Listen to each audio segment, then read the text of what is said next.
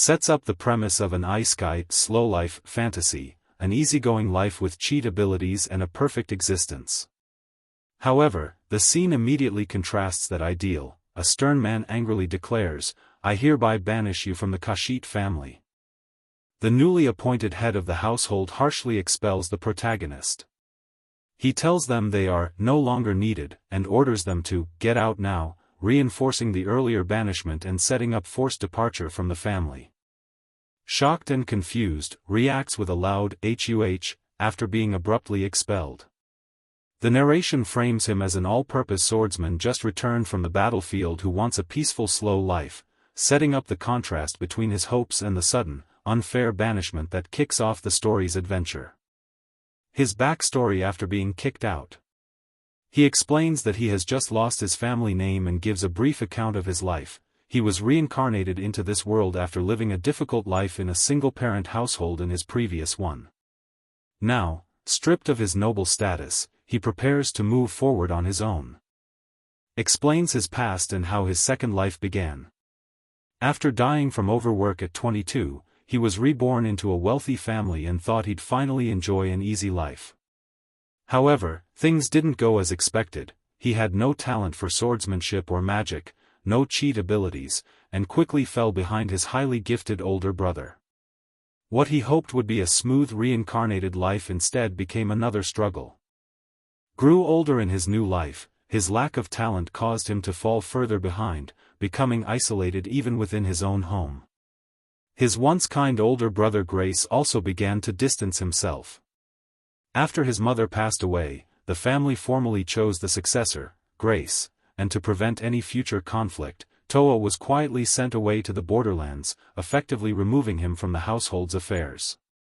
Recalls being sent to the harsh borderlands, where the environment was unforgiving and the people were blunt, weaklings wouldn't survive, and no one had the luxury to support someone who couldn't pull their weight. Faced with danger and pressured to work as if his life depended on it, he becomes determined not to die there. Resolute, he vows to survive and never give up on achieving the peaceful slow life he dreamed of in this new world. Shows a montage of the boy's harsh new life in the borderlands. He trains non-stop under multiple strict masters, learning magic, swordsmanship, daily survival skills, and studying books late into the night. Though the training is exhausting, he throws himself into it with determination, gradually growing stronger through sheer effort and discipline. He spent 10 years defending the border from constant monster attacks. For the first time since his exile, he is summoned back to his family home, only to be immediately disowned upon arrival. Frustrated, he remarks that in this world, being exiled usually comes with land to govern, implying he didn't even receive that. Reflects on his situation after being disowned. He had already handed all the money he'd earned over to his older brother as upbringing fees, leaving himself broke. Now officially a commoner, he realizes he has no funds even to travel back to the frontier and regrets not at least eating lunch first. With no other choice, he decides to look for a way to earn some quick pocket money. Spots the Adventurers Guild and considers joining. He reflects that although adventuring is dangerous, it pays well and is a respected profession in this world. 10 years ago, when he was still weak, he never would have thought about becoming an adventurer, but after a decade of harsh training and battlefield experience, he's confident that he's different now and capable of taking on the job. Reflects on the intense training he received from multiple masters, skilled warriors and adventurers, thanks to which he now possesses real combat power. Confident in his abilities, he decides he can earn quick money as an adventurer and finally live the peaceful, slow life he's always wanted. Before heading to the guild, he thinks he should change out of his formal, aristocratic clothing into something more practical. Arrives at the Adventurers Guild in his new outfit, satisfied that it looks acceptable. He approaches the reception counter to register as an adventurer, but the receptionist asks him to wait since there are other customers ahead of him. He steps aside and notices two women already at the counter, clearly in the middle of their own request or registration. The two girls at the counter talk while waiting. The shy girl worries about messing up, today of all days, but her confident companion encourages her to just do things the way she always does.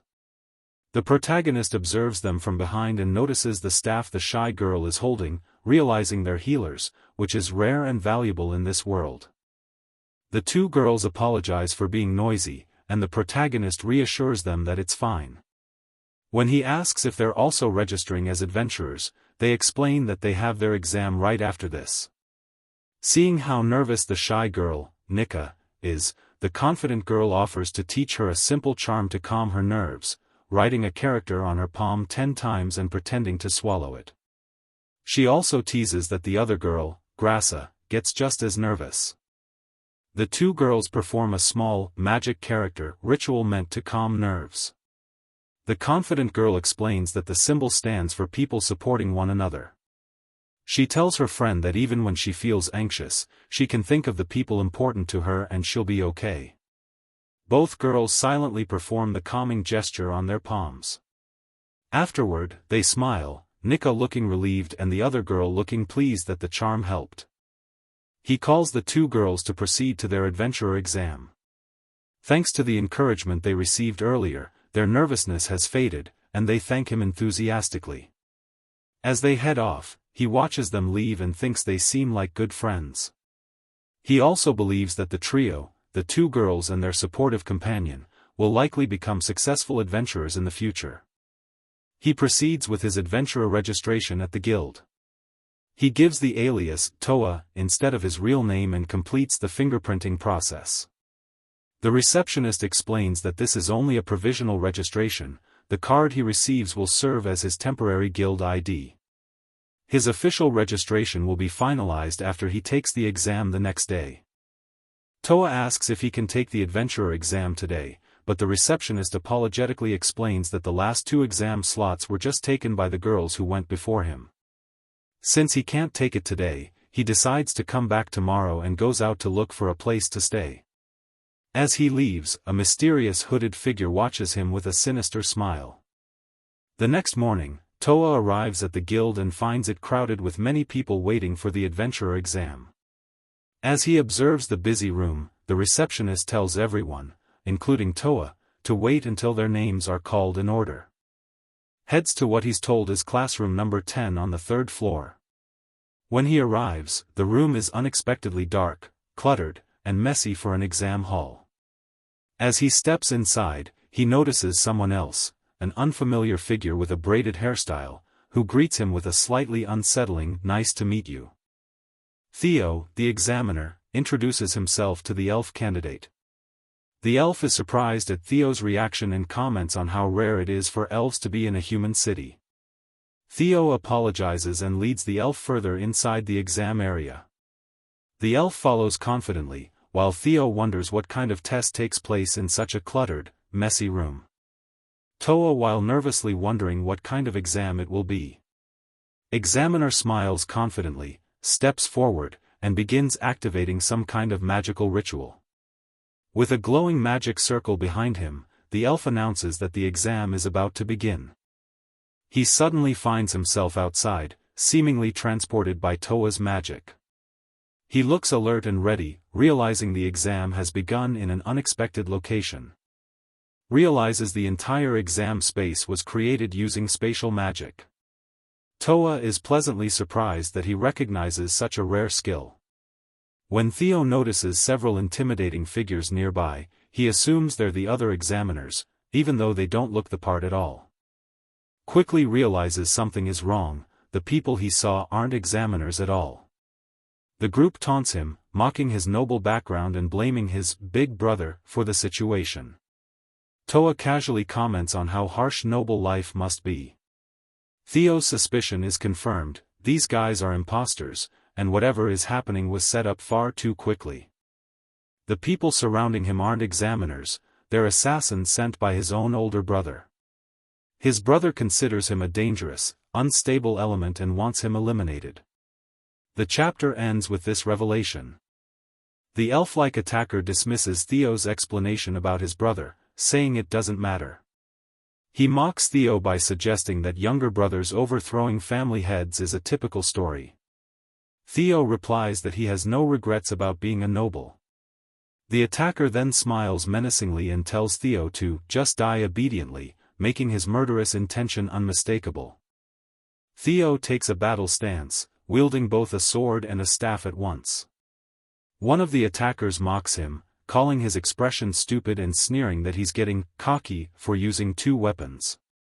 Theo, irritated, responds sarcastically, thanking her for the concern while implying she's the one who should be worried. The tension between them escalates as they prepare to clash. Now fully serious and radiating a menacing aura, points his weapon forward. In a cold, intimidating tone, he challenges the assassins, telling them that anyone who wants to die first should step forward. The elf assassin mocks him, calling him all talk and telling him to die. She then activates powerful blaze magic, forming a large magic circle and unleashing a massive fire spell while shouting, "Turn to ash." The woman assassin rushes in with impressive speed, surprising the protagonist. He quickly shifts into a defensive stance with his sword and staff, noting to himself that she's clearly a seasoned and experienced fighter. The attackers coordinate their assault. The muscular swordsman charges in head-on. The hooded figure and the elf position themselves to cover all angles. He observes that they're working together so he can't escape or counter easily. He notes their lineup is well balanced, combining both ranged magic and close-quarters combat. He blocks a massive coordinated attack using defense magic, raising a hexagonal barrier just in time.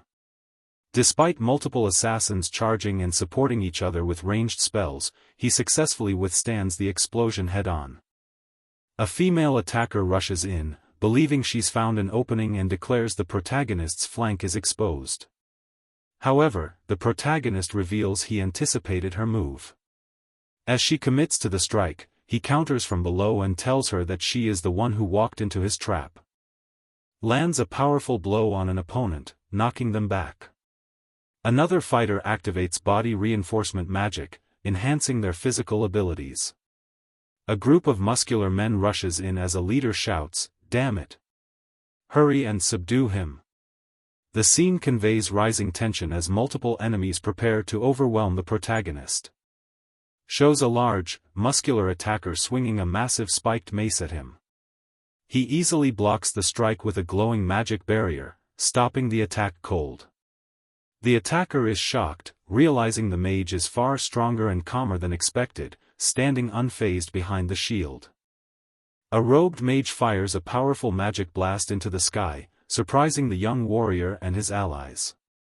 One of the team members is amazed, while the protagonist stays focused. Seeing the enemies momentarily distracted, the protagonist urges his companions, "Go. Now's your chance." The two fighters charge into attack while the opportunity is open. He launches a powerful downward strike, forcing the two opponents to block desperately. As one of them tries to counter with fire magic, he reacts instantly, activating a complex magic circle and unleashing blaze magic faster than the enemy can complete their spell, overpowering them. A massive explosion engulfs the scene, and a figure inside the blast screams in agony. The blast is bright, overwhelming, and clearly the result of a powerful attack, indicating that the enemy has been struck by a devastating finishing blow. The elf who was believed to be a failure suddenly demonstrates overwhelming combat ability, shocking his opponent. He explains that although he seemed unimpressive earlier, his fighting style was forged at the frontier fort, where he spent 10 years being trained by powerful heroes in both magic and swordsmanship. Confidently, he apologizes for not actually being a failure. The elf tries to trap the protagonist using spatial magic, warning that closing the space would trap them both. However, the protagonist calmly reveals that he already overwrote the elf spatial spell during their fight and is now in control of the space. The elf is shocked that such a thing is even possible. As the elf is forcefully repelled from his own magic, another armored character steps in, suggesting they have a little chat. Draws the attention of several adults, who burst into the room demanding to know what's happening. They're shocked to see the elf restrained by glowing magical chains while he stands nearby with his arms folded. Confused and wary, they try to make sense of the situation and ask him who he is, clearly unsettled by what they've walked into. The guild master reflects in shock that Theo had been involved in assassinations and had been using the guild as a front, calling it despicable. He's relieved Theo was caught thanks to Toa. Toa apologetically says that, as a witness, he must remain until the military police arrive. The guild master states he'll handle the matter with utmost severity. The guild master tries to excuse himself, claiming he has something useful to say, but Toa sees through his lie immediately. Activating a powerful magic circle overhead, Toa points at him and declares that lying is the beginning of ruin, implying he's about to expose or punish the guild master for his dishonesty. The corrupt guild master panics when the magic activates too early, yelling at his subordinate for triggering it. Toa calmly steps forward and reveals he was the one who activated the spell, stunning the guild master and exposing him. The guild master becomes flustered as Toa explains that even an elf would struggle with this magic, meaning the guild master shouldn't have been able to use it unless he had outside help. Toa then accuses him outright. The guild master of the royal capital must already earn plenty. Yet he still ran illegal businesses for extra profit. Showing just how corrupt he truly is. The guild master is caught off guard and cornered as Toa dismantles his lies. Recalls his time at the frontier fort. There, everyone fought not for glory or personal gain but to protect someone behind them.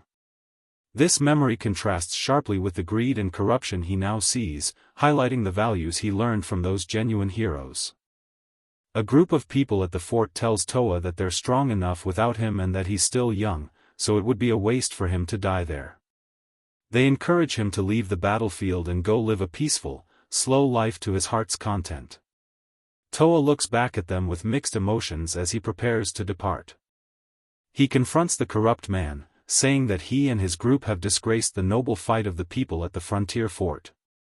The man angrily snaps back, accusing the boy of threatening to kill them. He dismissively says he has other business and will return in 1 hour. Before leaving, he orders the group to choose one representative who will face justice, letting them decide however they want. His calm but intimidating attitude shocks and worries the corrupt man, while his companion off to the side casually untangles something. The group panics as someone prepares a powerful attack that could erase the entire space and kill everyone. The elf decides this risky move is the only option. Meanwhile, he calmly walks away, saying that all that's left is for him to do something next. The protagonist suddenly appears at a window where a man is working late at night. Casually greeting him with a "yo," he startles the man, who reacts in shock and calls out, "Toa?" The scene shows Toa entering uninvited, acting relaxed and carefree despite surprising the other person. Toa enters his brother's room, prompting the brother to realize that the assassins he sent failed. When asked why he is there, Toa bluntly replies that the brother tried to kill him, and therefore must have been ready to be killed himself. The scene ends with Toa attacking, pinning his brother down with a weapon. Gives an awkward smile, sweating a bit, and simply says, "Wow," suggesting he's impressed or surprised. An older, intense looking with a firm, "of course," delivered in a dramatic, close-up shot, showing determination or absolute certainty. Tells the man that he has no interest in becoming a noble or the head of the household. He says he only came to make a promise, he plans to live freely as an adventurer and asks that the man never try to harm him from now on. The other man listens seriously, realizing the protagonist intends to choose his own path. He leaves after making peace with his brother, who agrees not to harm him anymore. As he walks through the quiet nighttime streets, he regrets not grabbing food and sighs about how long it will take before he can finally enjoy the peaceful, laid-back life he dreams of.